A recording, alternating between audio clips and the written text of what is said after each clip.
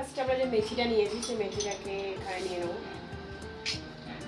জল সমেত, কারণ বাকি জিনিসে আমরা জল দেবো না, তো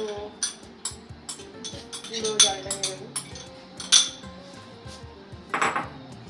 দেন এখানে যে কেরি পাতাগুলো নিয়েছিলাম সেগুলো এটার মধ্যে দিয়ে দেবো।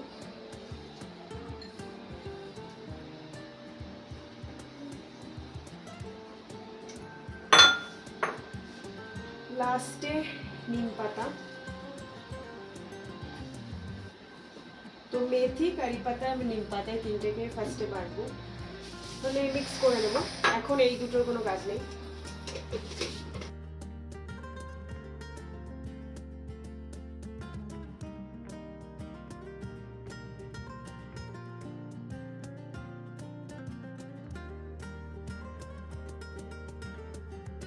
তো এবারে যে পেস্টটা হয়েছে সেটা আপনারা এরকম নেবেন, বা আমি এখানে একটু ছেঁকে নেওয়া পছন্দ করি, তাই আমি পেস্টটাকে ছেঁকে নেব।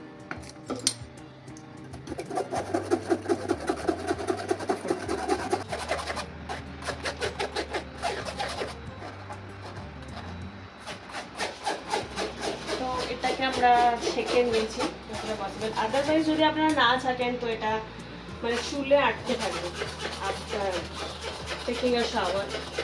তো এটা প্রায় হয়ে গেছে। তো এবারে আমরা পেস্টটা পেয়ে গেছি।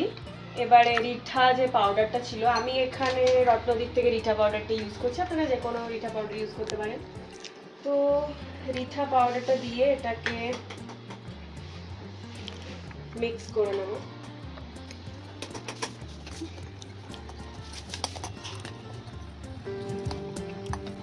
তো মোটামুটি হেয়ার মাস্ক যেটা আছে সেটা রেডি হয়ে গেছে।